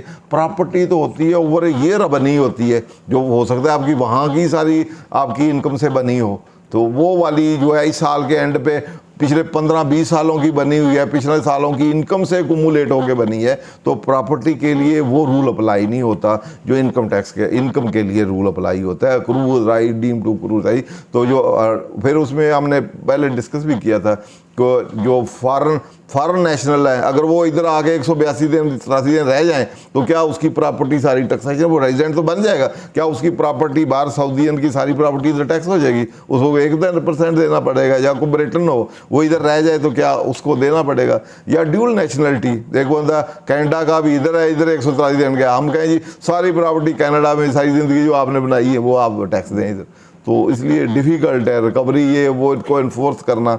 ये फिर जो इंटरनेशनल लॉ है उसकी अब्रोगेशन भी है, क्योंकि हर स्टेट के अपनी टेरिटरी होती है, अपनी सॉवरेंटी होती है, वहाँ अपने उसके रिसोर्सेज भी होते हैं। इनकम तो आपने अर्न किया और ले आए, लेकिन ये उसके जो एसेट्स होते हैं, एसेट या प्रॉपर्टीज़ हैं, वो रिसोर्सेज हैं, उस पर उस स्टेट की सॉवरेंटी होती है। और वो कहेगी इसमें तो मेरे टैक्स बनते हैं, मेरी स्टेट में है, मैं इसकी सुपरविजन करती हूँ, मेरी टेरिटरी में मैंने टैक्स लगाना है, तो आप इस पे प्रॉपर्टी इनकम तो ठीक है कि आपके बंदे ने अर्न की ले गया या उसने ट्रांसफ़र कर ली, लेकिन प्रॉपर्टी तो इमूव प्रॉपर्टी या अदरवाइज प्रॉपर्टी है, वहाँ के रिसोर्सेज हैं, वो स्टेट के हैं, तो उस पर टैक्स लगाना दूसरी स्टेट का वो interference in the international laws है और दूसरे की टेरिटरी में जाने वाली बात है। फिर तो वो भी हमारे पाकिस्तान की सारे एसेट जो है उस पर वो टैक्स लगा देंगे, इस तरह वो फिर होगा। तो इस पर डॉक्ट्राइन, एक्स्ट्रा टेरिटोरियल डॉक्ट्राइन है, वो डॉक्ट्राइन यही कहता है कि कहीं लिखा हो या ना लिखा हो, जो स्टैचू होता है वो उस मुल्क की टेरिटरी का होता है।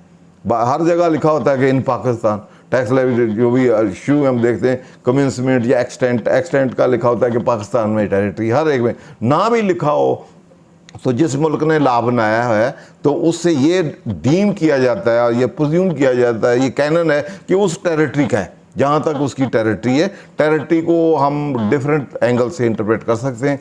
अगर हम सी की टेरिटरी टेरिटोरी वाटर टेरिटरी है या लैंड टेरिटरी है या स्काई की टेरिटरी या उसको या एयर या लैंड या वो पहाड़ों की या उस लिमिट की जो भी हमारी टेरिटरी है, उस टेरिटरी तक हमारे पाकिस्तान की सॉवरेंटी है, उस तक लॉ जो है हमारे ऑपरेट करेंगे। और हम लॉ वही होता है जिसको आप इन्फोर्स कर सकें। जो लॉ आप हमारी टेरिटरी होगा हम इन्फोर्स कर देंगे, दूसरे की टेरिटरी में होगा तो हम इन्फोर्स ही नहीं कर सकते। तो इसलिए वो टेरिटोरियल जो डॉक्ट्राइन है उसके मुताबिक होता है। दूसरा फिर हमने ये डिस्कस किया, अब ये यहाँ अगर टेरिटरी बेस पे तो टोटल का टोटल ही जो स्ट्राइक डाउन होता है, लेकिन फॉर आर्गूमेंट से हम कहते हैं कि चलो जिस तरह इनकम टैक्स आपकी रेजिडेंट है उसकी वर्ल्ड इनकम पे टैक्सेशन होता है, तो अगर हम मान लें फॉर आर्गूमेंट से कि उसकी प्रॉपर्टी पे भी जो रेजिडेंट की प्रॉपर्टी कहीं भी है तो पाकिस्तानी लेजिस्लेटर टैक्स लगा सकता है। तो इमूल प्रॉपर्टी वाला फिर दो पार्ट बनते हैं, एक बनता है कि मूवेबल प्रॉपर्टी वाला और एक बनता है इमूल प्रॉपर्टी। तो एक पोर्शन वो है जिस पे टैक्सेशन जो है आर्गूमेंट से कम, तो वो है विद, इसको कहते हैं intra vires with according to the competency, ultra vires अंगेज द कम्पिटेंसी। तो एक पोर्शन हो गया जो विद इन द कम्पिटेंसी है और एक पोर्शन हो गया जो आउट ऑफ द कम्पिटेंसी है। अब दोनों पे लगाया है, तो अब इसको कहते हैं जिसको ख़त्म करना हो तो सारे को एक वैलिड पार्ट है, एक इनवैलिड पार्ट है। स्ट्राइक डाउन होगा तो क्या दोनों को किया जा सकता है? कोर्ट फिर दोनों को नहीं करता, क्योंकि जो वैलिड पार्ट है उसको तो स्ट्राइक डाउन नहीं होना चाहिए, उसको रहना चाहिए, और दूसरा जो इनवैलिड पार्ट है उसको स्ट्राइक डाउन करना चाहिए। तो इस सिचुएशन में फिर कोर्ट को देखना है कि क्या जो इनवैलिड पार्ट है उसको स्ट्राइक डाउन करने से वैलिड पार्ट ऑपरेट होगा, रहेगा तो ऑपरेट होता रहेगा, और उसको जो स्ट्राइक डाउन करना है उसको अफेक्ट तो नहीं करेगा। अगर उसके बगैर वो इंडिपेंडेंट जिंदा रह सकता है और ऑपरेट कर सकता है तो फिर उस पार्ट को, जैसे ऐसे समझे इंसान है तो उसकी ज़िंदगी है, उसकी किसी वजह से बीमारी से कोई लेग या हाथ को आ गया, कोई बीमारी आ गई है, तो डॉक्टर कहता है यार बंदा रह लेगा, इसका ये हाथ गुजार दें, तो उस सिचुएशन में वो बाकी पार्टी रह सकती है, तो फिर उसको स्ट्राइक डाउन कर। वो इसी तरह की सिचुएशन में फिर वो वाला पार्ट जो इनवैलिड पार्ट है, जो अल्ट्रा वाली पार्ट है, उसको फिर स्ट्राइक डाउन किया जा सकता है। अगर उसके बगैर वो रह ही नहीं सकता, पहले वाला भी ख़त्म हो जाएगा, उसको अलहदा करेंगे, तो फिर दोनों को स्ट्राइक डाउन करना। फिर इसमें थर्ड स्कीम जो है वो ये है कि जब सबसे पहले, क्योंकि ये प्रजम्पशन ऑफ कॉन्स्टिट्यूशनलिटी, हर एक जो भी लेजिस्लेशन होती है उसको समझा जाता है कि ये वैलिड है, और उसको हर हालत में कोशिश करनी चाहिए कि उसको सेव करना चाहिए रेदर दैन डिस्ट्रॉय। तो उससे पहले इसको रिकॉन्सिलेशन का जो असूल है कि उसको हम कहते हैं रीडिंग डाउन। रीडिंग डाउन जो होती है, जहाँ कहीं कोई लॉ जो विद इन कम्पिटेंसी ना हो या फंडामेंटल राइट के ख़िलाफ़ हो, तो उसको फिर मोल्ड करते हैं। कोर्ट के पास पावर होती है कि उसको मोल्ड कर ले, और ट्रिमिंग डाउन कर ले, स्लाइड डाउन कर ले, उसको चेंज कर ले, उसकी ऐसी मेथड ले आए जो उसमें से इनवैलिड पार्ट है उसको निकाल के मोल्ड करके कंसिस्टेंट टू द लॉ बना दे। तो उस सिचुएशन में भी फिर वो थ्योरी अडॉप्ट की जा सकती है रिकॉन्सिलेशन वाली। अगर रिकॉन्सिलेशन ना बन सकती हो, रीडिंग डाउन ना हो सकती हो, तो फिर स्ट्राइक डाउन वाला रूल, फिर जो मैंने पहले बताया, अगर रीड डाउन होके उसको रिकंसाइल किया जा सकता है और वो साथ उसके चल सकता है, तो जो पार्ट नहीं चल सकते वो ख़त्म कर दें, बाकी चला दें। तो अब इमोबिलिटी वाला अलहदा हो सकता है तो उसको अलहदा स्ट्राइक डाउन कर दें और दूसरे वाला चलता रहे। तो जहाँ जहाँ इमूव प्रॉपर्टी है उसका पोर्शन ख़त्म कर दिया जाए। तो अब हम इसको है बेटो केस नहीं, रीराइटिंग नहीं कहते, रीराइटिंग नहीं, ये एक रीडिंग डाउन है उसके, समझे, अंडर मेन के विद इन कम्पिटेंसी लेके आने वाला है। और ट्रिमिंग करनी 100% रीराइटिंग नहीं करना, उसका कुछ पोर्शन डिलीट करना है या उसको इन कंसिस्टेंट विद द लॉ लेके आना। तो इतनी पावर है। वैसे तो लेजिस्लेटर के पास कोई चीज़ मिशन हो ड्राफ्ट मैन ने, तो वो भी सप्लाई कर सकता है किस सर्टन सिचुएशन में, अदरवाइज तो लॉ नहीं बना सकता जो है कोर्ट। लेकिन to fill up the gap, या अगर लेजिस्लेट उसे ड्राफ्ट मैन से कोई मिशन हो गया, एरर हो गए, तो उसकी ट्रिमिंग या उसकी सही करना या उसको रिकंसाइल करने के लिए जितनी रिपग्नेंसी है जो उसको उसके साथ मतलब बजाय स्ट्राइक डाउन नहीं कर दे, 100% ही ख़त्म कर दे, ख़त्म करने के बजाय रिकंसाइल कर दे, उसको इस तरह मोल्ड कर दे उसके साथ मिल के वो ऑपरेट कर ले, तो वो ज़्यादा बेहतर है। बजाय डॉक्टर जो है वो उतारने से बेहतर है कि उसको दवाई शवाई लगा के सही करे और बाजू सही साथ चलता रहे। तो कौन सा बेहतर है? ऑपरेशन है। अब एक उसके पास पहली वो कोशिश क्या करेगा कि इसका बाजू ना उतारा जाए, ठीक है ना, और हर हाल में आखिरी हद तक जाएगा कि इसमें मैं क्या करूं, ये वो उतारा ना जाए, दवाइयाँ शायद लगाऊं, और चलो कुछ भी ना उतारा ना जाए, साथ ही रह जाए, थोड़ा बहुत ही हरकत कर ले, ठीक है ना। जब वो कहेगा इसकी वजह से दूसरी पार्टी इफेक्ट होगी, तो फिर वो उसको स्ट्राइक डाउन करेगा। तो इसलिए पहले वो कोशिश करेगा बॉडी के साथ ही रहे लेकिन थोड़ी हरकत कर ले, लेकिन इसको मैं इस तरह सेट कर दूं कि चलो पूरा नहीं सही तो आधा या 75% या वो रहे। जब वो समझे कि इसके रहने से बाकी इफेक्ट होगा, तो फिर वो उस हद तक जाएगा। तो इसी तरह ये लॉ है कि वो जहाँ आप समझते हैं कि वो उसको टू सम एक्सटेंट उसके साथ ऑपरेट किया जा सकता है और उसकी कोई ट्रिमिंग या उसकी वो की जा सकती है, या बोल्डिंग या उसमें कोई थोड़ी बहुत चेंजेस करके उसकी फिनिशिंग आगे पीछे करके साथ चलाया जा सकता है, तो उसको सेव करके साथ चला दिया जाए और सारे लॉ को उसी तरह चला दिए।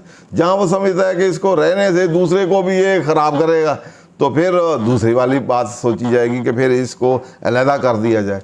जब अलहदा करने से दूसरे का भी ख़त्म होता है, जो ऐसा आर्गूमेंट है, जो आर्गन है आपका, जिससे आप फौती हो जाएंगे, तो फिर सारे को स्ट्राइक डाउन करना चाहिए या उसको सारे को देखना चाहिए।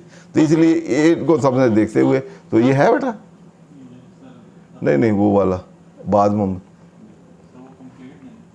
कंप्लीट ही चाहिए था। उसे सॉवरेंस का एक रूल है, तो उसके 8-10 हैं उसमें।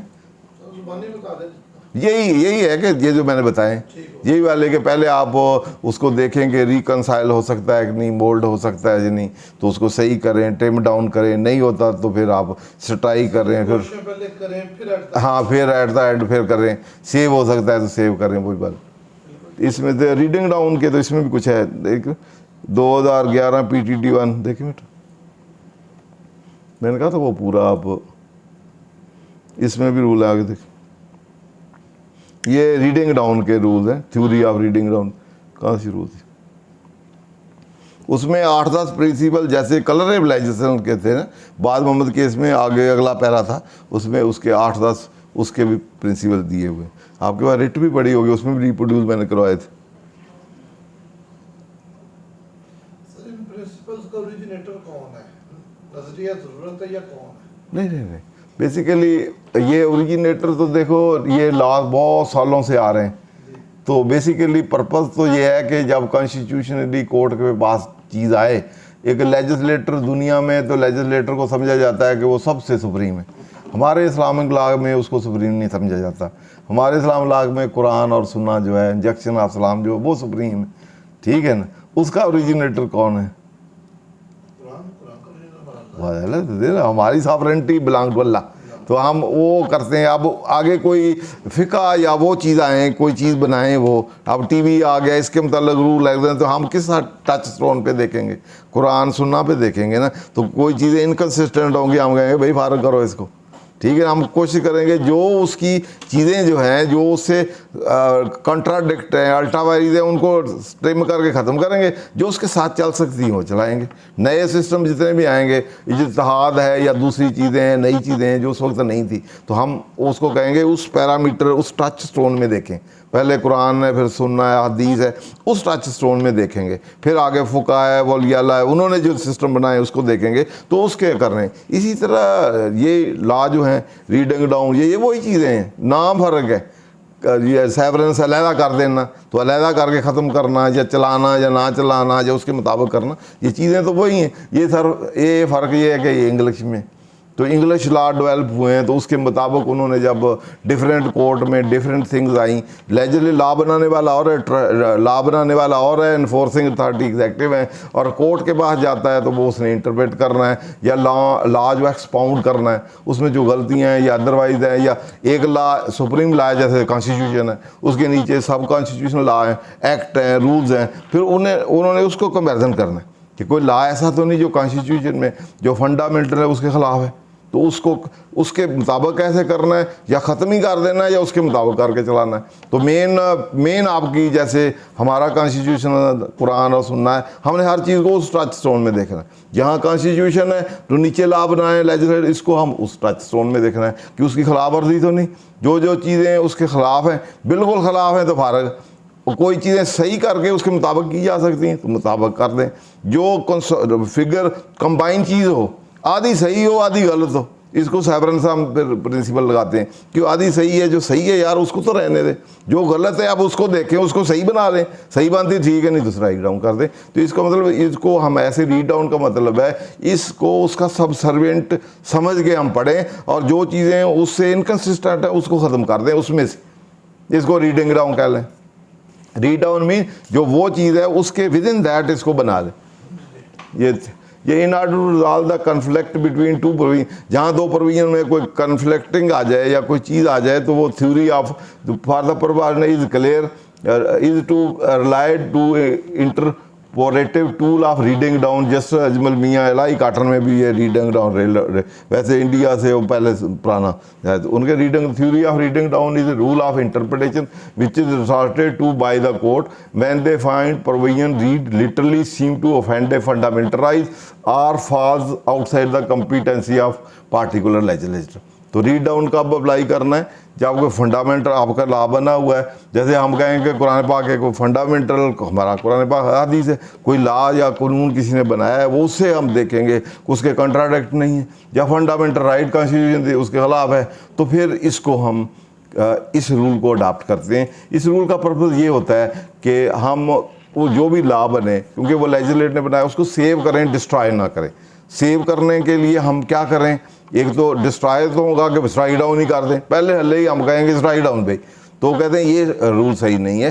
पहले सेव करने के लिए हम मेथोडोलॉजी रिकॉन्सिलेशन वाली, ट्रिमिंग वाली, रीडिंग डाउन वाली वो अडॉप्ट करें, ताकि ट्रिम डाउन करके या मोल्ड करके इसको ऐसा बनाएं ताकि उसके साथ फिट कर दें और चल जाए उसके साथ, ठीक है ना। पहिया अगर आपको ने कोई लगाया बड़ा है तो आप क्या करेंगे? वो ज़ाया कर देंगे, ख़त्म हो गया, या कहेंगे यार मिस्त्री को लाओ, इसको पहले सही करें, इसमें कोई गरारी शरारी ज़्यादा काम है, सेट करें, अगर फिट होता है गाड़ी के साथ तो चला दें, तो पहले उसको सही, उसकी ट्रिमिंग शिमिंग ये वो करेंगे। चल गया तो हो सकता है जो असली वाला उससे भी ज़्यादा चल जाए, तो इसलिए उसको वो पार्ट जो ये रीडिंग डाउन वाला रूल अडॉप्ट किया जाएगा, जहाँ फंडामेंटल के कोई लेजिस्लेशन जो है फंडामेंटल राइट के ख़िलाफ़ है या विद इन द कॉम्पिटेंसी नहीं है और लॉ उससे बन गया, तो अब उसको ट्रिमिंग डाउन या उसकी मोल्डिंग या इस तरीके से की जाएगी।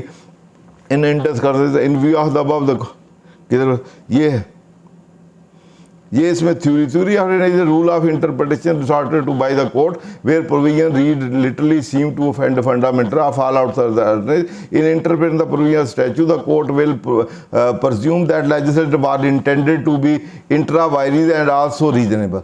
क्यों इस रीडिंग डाउन का मकसद ये है कि हमेशा लेजिस्लेटर चाहता है, लेजिस्लेटर को पता है कि जो भी लॉ बनाना है वो विद इन कम्पिटेंसी बनाना है और हर लॉ जो है इंट्रा वायरीज हो, अल्ट्रा वायरीज ना हो, और मैं रीजनेबल हूँ जब लॉ बनाऊँ तो ये उसकी इंटेंशन या इंटेंट या पर्पज़ यही होता है। लेकिन गलती से या किसी वजह से वो अगर आउट ऑफ कम्पिटेंसी या आउट ऑफ अल्ट्रा वायरीज कोई चीज़ हो गई है तो वो विद इन कोर्ट जो है उसको विद इन ले आएगा, ये समझ लें।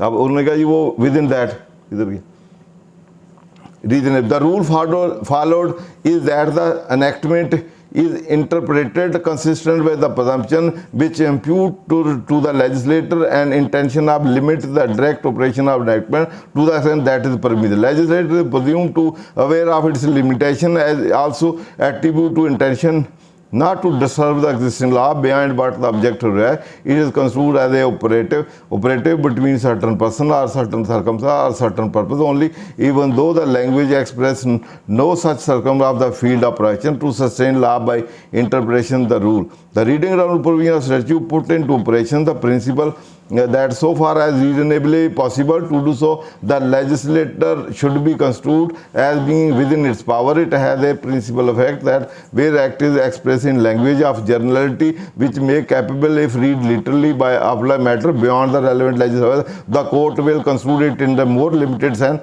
so as to keep within its power. If certain provision are construed in a one way would make them consistent with the constitution and other interpretation would render them unconstitutional, the court would lean in favor of the former construction। कि एक situation में लगता है कि with in the competency और एक दूसरी में लगता है कि विद इन कंसिडरेशन नहीं है तो वो उसको फॉलो करेगा जो विद इन दैट है, या कोई है तो उसको सही कर लेगा। उसके बाद similarly for upholding opinion it could be save by reading it down, it should be done. कि जब वो लॉ को सेव किया जा सकता है कि रीड डाउन करने के बाद तो उसके मुताबिक करेगा, unless plain word are so clear as to defiance of the constitution, या उसके वर्ड ऐसे हैं कि वो रीड डाउन हो ही नहीं सकता कि बिल्कुल क्लियर कट अल्ट्रावाइज है तो उसको फिर स्ट्राइक डाउन करना है। These interpretations spring out because of the concern of court to always let the legislature not to let it fall merely because of possible ingenious interpretation. The words are not static but dynamic. The infusion fertility in the field of interpretation, the principle of reading, however, will not be available where plain and literal meaning from may bear reading of impute clearly show that it is confer arbitrary, unchanneled arbitrary power. Arbitrary power use की है या वो clearly contravention है या अल्ट्रावायरीज to constitution है फिर तो strike down करना है, अगर अदरवाइज नहीं भूल भुलक्खे में है तो फिर वो किया जा सकता है। क्लियर, ये इसके रूल रेगुलेशन है। तो वो दूसरा सेवरलिटी वाला, अगर दो पार्ट हैं, एक वैलिड इनवैलिड है तो वैलिड इनवैलिड वाला सेपरेट हो सकता है तो सेपरेट उसको रीड डाउन कर ले, रीड डाउन नहीं होता स्ट्राइक डाउन कर ले। क्लियर जी, thank you very much.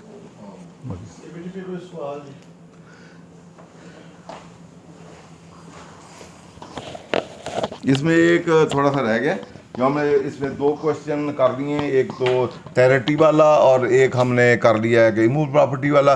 Third ये है कि पास्ट क्लोज ट्रांजैक्शन जो है क्योंकि 2022 पे भी लगा है और रिट्रास्पेक्टिव भी है, तो ये स्कीम ऑफ ऑर्डिनेंस की वैसे जो है हमारी उसमें तो पहले असेसमेंट ईयर था, लॉ पहले बाद में आता था, इनकम टैक्स पहले ईयर पहले एंड होता था, लेकिन अब जब ऑर्डिनेंस आया तो अब टैक्स ईयर के स्टार्ट में ही आपका लॉ आ जाता है। तो उस स्कीम के मुताबिक और इसके मुताबिक भी लोगों ने प्लानिंग भी करनी होती है, तो इसलिए जब साल एंड हो जाए उसके बाद टैक्सेशन लगे तो उनके के लिए फिर अनरीजनेबल भी होगा तो अदरवाइज हार्डशिप भी होगी।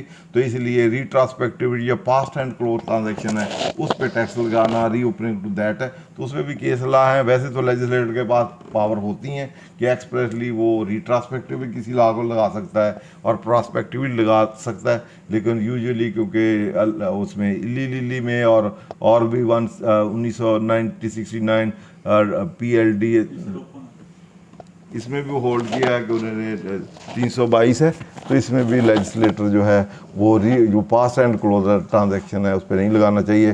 तो ये भी एक आर्गूमेंट का हो सकता है कि 2022 पे नहीं लगना चाहिए, अगर लगना है तो आगे 2023 से ऑनवर्ड लगे, ताकि लोगों को पहले बताया जाए, क्योंकि अब लेटेस्ट जिस तरह टेक्नोलॉजी है तो लेजिस्लेटर में विजडम होना चाहिए कि लॉ अगर देना है तो लोगों ने अपने प्रोविजन रखने हैं या उसकी प्लानिंग करनी है तो उसको पहले बताया जाए कि ये चीज़ें पे लगेंगी, ताकि अवेयरनेस पहले ही हो, तो ताकि साल के बाद उसने टैक्स देना हो, बजाय रीट्रांसफर पिछले साल का जब उसके पिछले साल का आप लगाएं।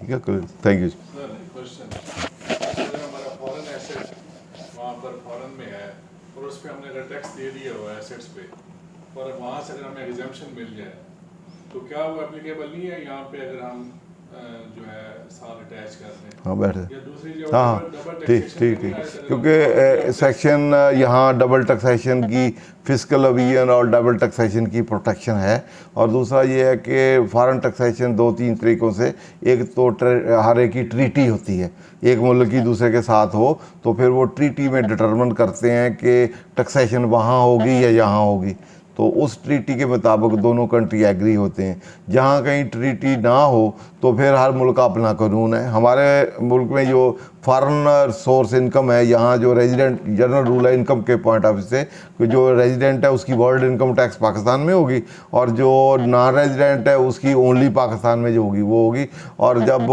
नॉन रेजिडेंट की सारी इधर होगी तो अगर उसने कोई बाहर टैक्स दिया हुआ है तो उसकी फिर उसको क्रेडिट मिलता है, यहाँ के रेट के मुताबिक टैक्सेशन होगी, वो टैक्स कैलकुलेट होगा, जो बाहर टैक्स दिया होगा उसका क्रेडिट मिलेगा। ये है इनकम टैक्स आर्ट में।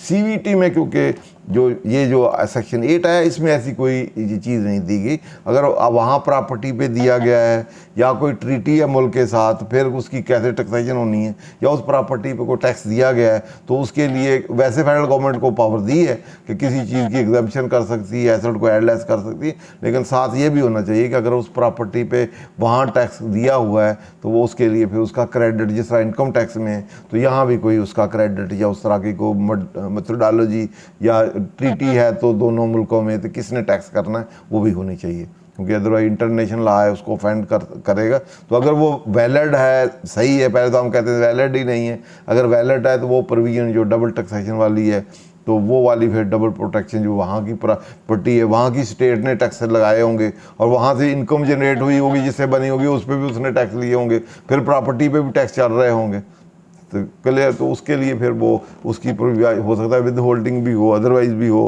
परचेज सेल पे भी हो, स्टेट टैक्स भी है वहाँ, तो वो सारे हों तो उस सिचुएशन में उसके क्रेडिट की प्रोविजन या ट्रीटी की प्रोविजन जो है वो भी अगर CVT फॉरेन एसेट पे लगाया तो उसका भी फिर कोई ना कोई प्रोविजन होनी चाहिए। अगर कोई फॉरेन नेशनल है तो वो भी CVT में आता है, अगर मैं फॉरेन नेशनल हूँ और मैं कैनेडियन नेशनल हूँ तो वो मैंने पहले बताया था कि ये लॉ जो है वो रेजिडेंट पे है। अगर आप रेजिडेंट की डेफिनेशन 82 सेक्शन है इनकम टैक्स ऑर्डिनेंस है, उसमें डिफाइन है कि अगर कोई बंदा भी 183 दिन पाकिस्तान में रहेगा तो वो रेजिडेंट हो जाएगा। दूसरा जो पाकिस्तानी है या कोई गवर्नमेंट, फेडरल गवर्नमेंट या प्रोविंशियल गवर्नमेंट के कोई ऑफिसर्स हैं वो बाहर पोस्टेड हैं तो वो भी रेजिडेंट समझे जाएंगे। या कोई बंदा 182 से नॉट लेस देन दैट बाहर रहा है या वो नहीं रहा बाहर तो वो यहाँ का रेजिडेंट, बाहर का रेजिडेंट नहीं है तो वो यहाँ का रेजिडेंट समझा जाएगा। ये नई डेफिनेशन है। नहीं, नॉन रेजिडेंट पे नहीं है, ये रेजिडेंट पे जो 82 में रेजिडेंट की डेफिनेशन है वो उसको जो क्वालिफाई करेगा। अगर उसमें आखिरी है कि पाकिस्तानी हो, नॉट लेस देन 182 बाहर रहा हो, बाहर से कम रहा हो तो उस सिचुएशन में मोर देन नॉट दैट, और या बाहर का रेजिडेंट ना हो तो यहाँ का रेजिडेंट समझा जाएगा। अगर कोई थोड़े थोड़े दिन रहा है मुल्क में, 10 दिन उधर 20 दिन उधर, तो वो बाहर नहीं किए तो वो यहाँ का रेजिडेंट समझा जाएगा। इसी तरह यहाँ वहाँ का रेजिडेंट नहीं है तो समझा जाएगा पाकिस्तान का रेजिडेंट है। तो इसीलिए वो फिर जो रेजिडेंट की डेफिनेशन में आएगा उसकी प्रॉपर्टी जो है मूवेबल और फॉरेन में है तो उस पे ये CVT है। इसकी जो एस्टिमेशन है फॉरेन एसेट्स की वो उसमें दी हुई है। वो इस तरह है कि आपके जो एसेट्स हैं, जो भी फॉरेन आपका है, आपका कैनेडियन डॉलर है या आपका पाउंड है या आपका वहाँ का USA का डॉलर है या सऊदीयन रियाल है या जो भी करेंसी है, वो आपकी जिस करेंसी में भी वो एसेट है आपका जिस कास्ट पे है, उसको 30 जून का जो पाकिस्तान का रेट होगा रुपये में उस रेट पे कन्वर्ट कर दिया जाएगा और वो रेट कन्वर्जन से जो अमाउंट आएगी उसका 1% होगा। वो रेट सर जो एस्टिमेशन है वो हम खुद लगा सकते हैं या नहीं 30 जून का स्टेट बैंक दिएगा जी। जो वहाँ की प्रॉपर्टी का मसलन 1 लाख वहाँ पे है, हम उसको कह रहे हैं $50,000। नहीं उसमें है कि या तो जहाँ वो डिक्लेयर है वो, या फिर अगर वो डिक्लेयर्ड वैल्यू उसकी कास्ट नहीं है तो फेयर वैल्यू, ये भी हाँ जी, फिर भी ये भी उसमें दिया हुआ। कौन डिसाइड करेगा फेयर मार्केट वैल्यू सर? कहाँ? इधर से पाकिस्तान से जाएंगे वहाँ पे? नहीं फेयर मार्केट वैल्यू तो फिर उसके लिए हमारा रूल वो सेक्शन 68 है ना, सारे इनकम टैक्स के उसी तरह अप्लाई होंगे। अगर वो market value of that country sir, that country वहाँ का ही एसेट तो वहीं की होगी ना, तो पहले तो देखा जाएगा उसकी कास्ट क्या है।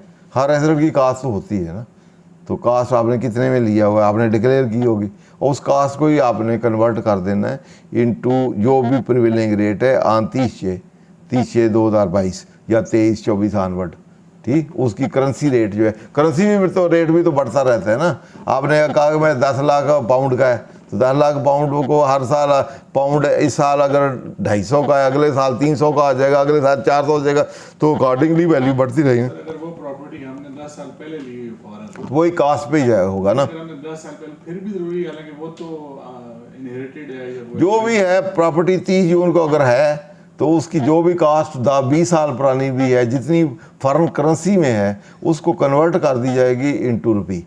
अगर उसकी सर्टेनेबल नहीं है उसकी कास्ट तो फिर उसकी फेयर वैल्यू कंसीडर होगी, ठीक है। खोल लें देख लें बेटा, इसके लिए बकायदा सेक्शन जो है उसमें दिया हुआ। सेक्शन 8 खोलें, वैल्यू में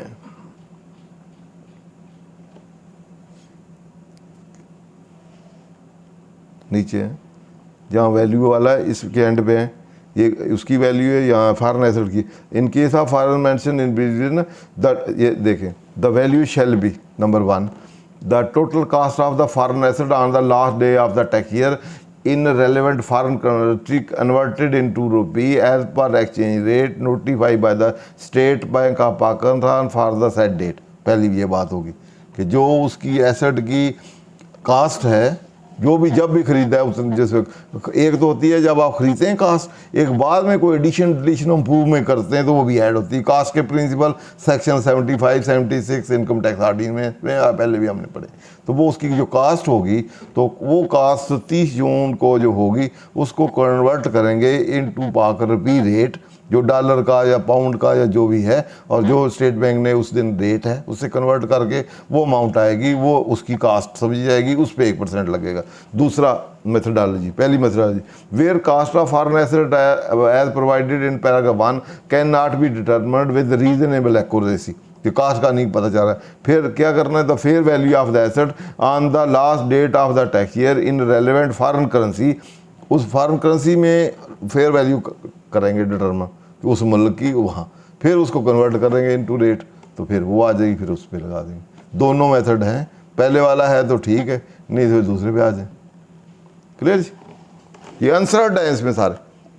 फॉरेन कोचेस क्रिकेट हॉकी के या जो कंसल्टेंट्स आते हैं और मुख्तलिफ वो बेचारे तो मर गए अगर 1 साल पाकिस्तान में रहते हैं। नहीं अगर हाँ जाहिर है कि ज़्यादा दिनों के रह गए तो उनकी उधर भी प्रॉपर्टी, लेकिन वो पहले हमें कहा कि टेरिटरी पे इन्फोर्स कैसे करेंगे, आगे इधर रहेगा तो क्या उसको क्या कर लें, वो प्रॉपर्टी डिक्लेयर कैसे करेगा, कैसे रिटर्न चला जाएगा। तो कोई लिविंग पाकिस्तान है तो उन्होंने तो उस वक्त ही देना होती, ठीक है ना। तो इसलिए वो उस पर, इसीलिए आपने कहा था कि डबल नेशनलिटी है, फॉरेन नेशनल है, तो उसमें टेरिटरी, वो तो कहते मैं अपने मुल्क में दे रहा हूँ, मैं इधर क्यों दूँ भाई, यहाँ इनकम मैंने अर्न की तो उस पर ले लो, मैं मेरी प्रॉपर्टी उधर है मैं उस पर कहा क्यों दूँ, यहाँ वाली जो मैंने अर्निंग की है मैं सारी दुनिया की आपको क्यों दूँ, ठीक है। तो इसलिए उसके लिए डिफिकल्ट है, या तो रेजिडेंट की डेफिनेशन में या उसमें लिखा होता कि पाकिस्तानी रेजिडेंट, पाकिस्तानी का वर्ड यूज़ किया जाता तो फिर तो ठीक था, लेकिन उसमें रेजिडेंट है तो रेजिडेंट तो कोई भी बंदा है, वो भी रेजिडेंट है, और पाकिस्तानी अगर किसी मुल्क में 182 दिन से ज़्यादा ना रहा हो तो वो रेजिडेंट है, या कहीं और का रेजिडेंट नहीं है तो इधर का रेजिडेंट है, इस तरह की डेफिनेशन है। तो इसलिए अगर जहाँ सेक्शन 8 आया है जहाँ रेजिडेंट के साथ लिखा होता पाकिस्तानी रेजिडेंट, तो फिर था कि कुछ जो पाकिस्तानी है वो बाहर भी प्रॉपर्टी है तो उसके एसेट पाकिस्तानी रेजिडेंट्स हैं, इवन जहाँ भी हैं, अगर पाकिस्तानी है, ओरिजिन है यहाँ के, तो उस पर इन्फोर्स किया जा सकता है ना। बाहर से कोई बंदा आया और वापस चला गया, आप कैसे इन्फोर्स करें? ठीक है, इसलिए कोर्ट शोर्ट में ये सारी चीज़ें चल रही हैं, उस पर फिर देखा जाएगा। टैरिटी का भी मसला चल रहा है, इमूल प्रॉपर्टी का भी चल रहा है, पास्ट पिछले रिट्रांसपेक्टिविटी का भी, ये सारे मसले उसमें चल देंगे फिर उसके बाद। पर्सनल ओपिनियन क्या है इस पे? आप जज होते केस आपके सामने होता, ओपिनियन पहले ही दे देना ठीक नहीं, मेरा ख्याल है। एक चीज़ तो अब कोर्ट पता नहीं क्या, ओपिनियन तो मैंने बहुत सी दे दी हैं, ठीक है ना। ओपिनियन ना, आप बहुत कुछ आना है तो हम पहले ओपिनियन दे दें तो मुनासिब नहीं है, ठीक है ना। ओपिनियन बहुत तरीके से दी जा सकती है, ठीक है ना। वैसे वो कहें लेजिस्लेट जो भी करता है सही है, ठीक है ना, तो वो और तरीके से ओपिनियन दे दें। बाकी फिर थैंक यू। बहुत शुक्रिया जी तमाम दोस्तों का, और इंशाल्लाह नेक्स्ट सेशन में नए टॉपिक के साथ फिर हाज़िर होंगे। आज का बहुत शुक्रिया।